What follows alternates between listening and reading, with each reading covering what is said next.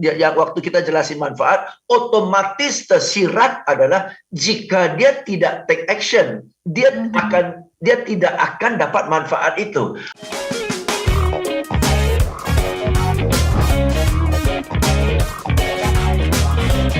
Apa nih Pak yang harus kita ketahui ya untuk bisa membuat atau teknik dari copywriting yang mumpuni begitu? Yang kedua apa?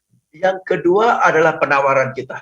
Yang kedua adalah penawaran kita, apa yang mau kita tawarkan kepada mereka, dan penawaran itu harus dituliskan dalam bentuk solusi terhadap headline-nya. Tadi headline kita sampaikan sesuatu, nah ini penjelasannya, oke? Dan solusinya juga ditulis sedemikian rupa sehingga yang dijelaskan bukan teknisnya, tapi yang dijelaskan adalah manfaat buat si pembaca. Sehingga dengan manfaat yang semakin dia baca, semakin banyak manfaat. Itu akan mengarahkan dia sedikit demi sedikit, langkah demi langkah untuk lebih ingin, lebih interested gitu, lebih desire apa yang kita tawarkan. Jadi solusi atau manfaat yang dijelaskan dari sisi manfaat ya, supaya dia, bagus ya, bagus ya. Nah ini yang saya perlu nih.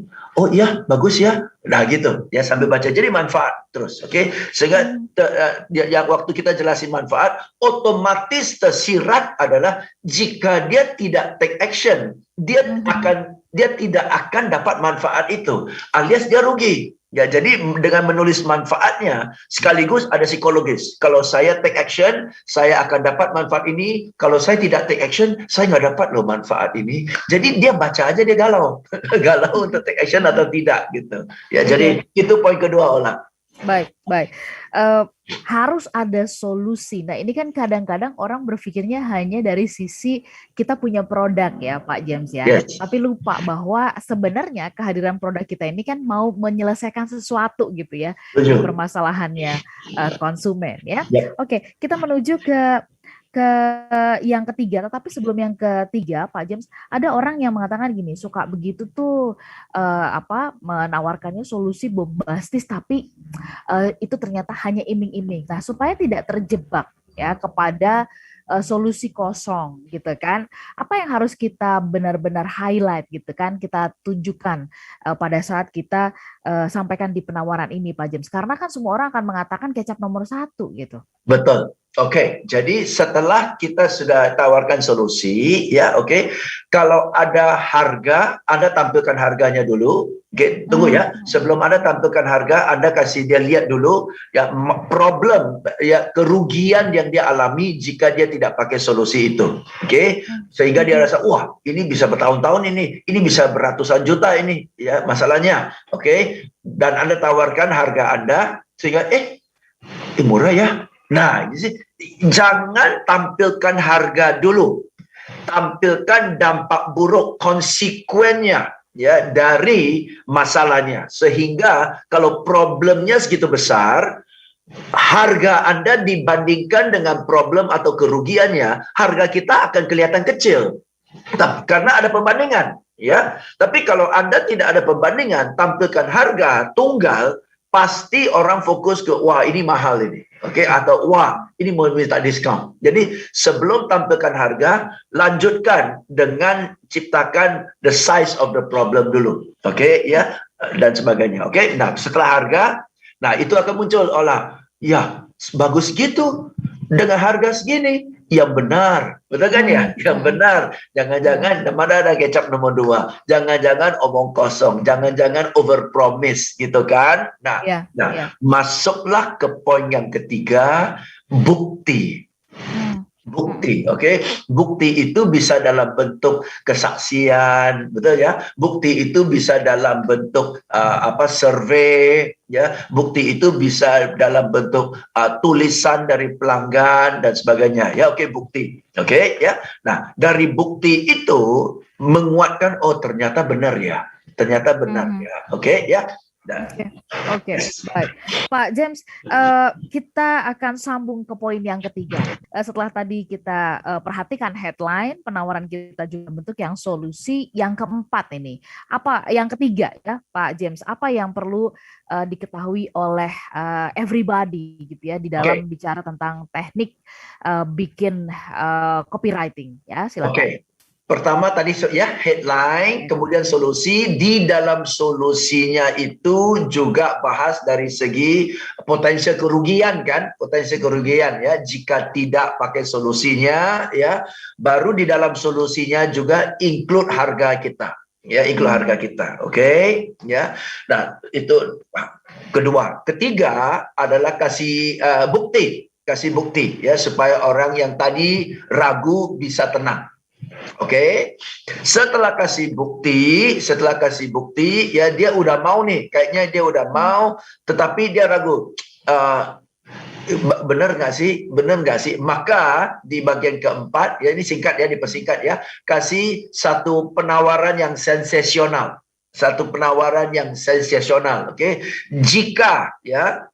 Jika pesan hari ini akan dapat hadiah ini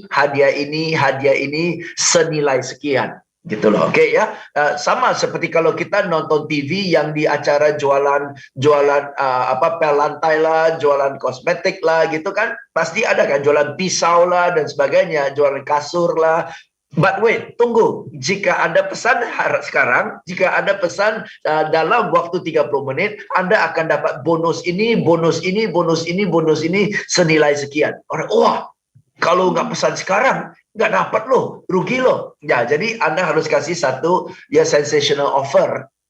Yang bonus khusus untuk orang take action. Ya, jadi prinsip dari bonus itu adalah dua. Satu, bonus itu harus terkesan nilainya tinggi, tapi cost buat Anda kecil. Nilainya tinggi, cost buat Anda kecil, dan kedua harus dikasih batas waktu.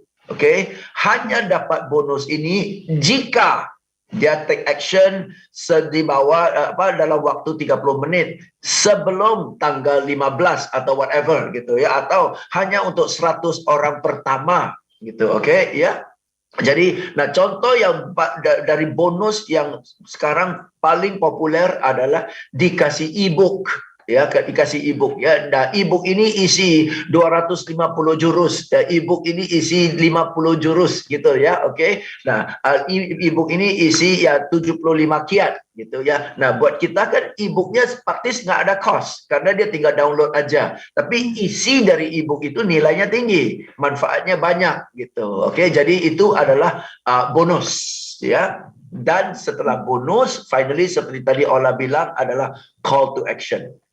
Ya, harus jelaskan, segera klik ke sini ya, segera WA ke nomor ini ya, segera lakukan ini, segera lakukan itu, segera balas WA ini ya, segera ya WA ke nomor ini, segera klik ke sini dan sebagainya. Itu segera ya, call to action. Jadi itu adalah yang terakhir Ola, call to action. Call to action ya. Nah, Pak James, kalau di bagian yang ketiga ya, yang soal sensational over, ada bonus tinggi dan sebagainya gitu.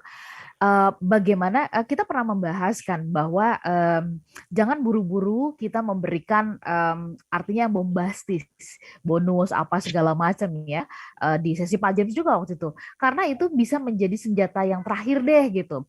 Nah, mungkin nggak sih kalau bukti atau sensational over ini nggak dalam bentuk tadi itu misalkan bonus ya, atau kemudian potongan harga dan sebagainya, karena kalau iya, di luar sana juga akan melakukan hal yang sama nih. Kalaupun iya, bagaimana kita bisa punya diferensiasi atau perbedaan dengan yang lain, Pak James? Kalau kita tidak mau kasih potongan harga ya, kita bisa kasih value added ya. Khusus yang WA dalam 30 menit ini akan dapat konsultasi gratis. Ya, konsultasi senilai sekian ya. Khusus yang WA sekarang akan dapat ya fasilitas tambahan, akan dapat bonus tambahan sesi atau gimana gitu ya. Sehingga kembali tidak ada pemotongan harga tapi value-nya ditambah. Mm-mm. Bisa juga Ola. Oke, bisa juga ya. Yes. Baik. Kemudian yang call to action, apakah kemudian kalau yang call to action ya segera misalkan daftar, segera hubungi WhatsApp, segera ini dan itu gitu ya. Apakah dari yang keempat ini kalau ada satu misalkan yang miss Pak James, nantinya pada saat artinya goals-nya itu nggak tercapai kalau di keempat ini ya yang kita sudah bahas besarannya ya, Ya. ada yang miss, goals-nya nggak tercapai. Yes, setuju. Saya sendiri sudah praktekkan ya Ola ya. Saya sendiri sudah praktekkan. Satu, kalau salah satu step itu miss, hasilnya itu bisa pengaruh sampai ke separuh. Separuh. Atau bahkan bukan hanya step yang miss. Stepnya sama tapi urutannya tertukar aja. Urutannya tertukar Itu aja, bisa. hasilnya berbeda. Hasil berbeda, oke? Bukan cuma urutan tertukar, ya. Jenis headline yang diganti aja, dampaknya berbeda. Ya, maka dari itu teman-teman, ya, waktu Anda tulis copywriting, katakanlah Anda mau lakukan promo satu acara atau promo satu produk, ya, 1 bulan ke depan, ya, jangan selalu posting iklan yang sama, tulisan yang sama. Oke, Anda utak-atik headline. Kali ini saya pakai headline ini, responsnya gimana? Kalau saya ganti, next posting, ganti headline-nya, oke, dengan headline yang sudah diganti jadi begini, responsnya gimana? Coba 3-4 kali, ya dari sana Anda tahu, oh ternyata headline kayak gini loh, yang dapat respons paling bagus. Nah, kemudian juga seperti Ola bilang, ya, offernya. Ya, kalau saya pakai offer ini responsnya gimana? Kalau saya pakai penawaran ini responsnya gimana? Oh, ternyata orang lebih suka kalau dikasih hadiah daripada dikasih diskon. Oh, ternyata begitu. Dari sana Anda bisa mengerti profil dan keinginan dari target market Anda. Supaya untuk promo berikutnya Anda sudah lebih tajam nih. Anda tahu headline kayak gini, makan hadiah-hadiah kayak gini yang mereka suka. Itu berikutnya respons akan lebih tinggi. Ya, artinya berarti kita harus menjadikannya sebagai sebuah laboratorium ya, Pak James ya. Karena kan untuk benar-benar sampai menemukan yang paling pas dengan konsumen kita kan nggak bisa tuh sekali kita trial gitu kan, itu langsung menunjukkan hasil ya. Benar-benar memang harus terus melakukan uji coba.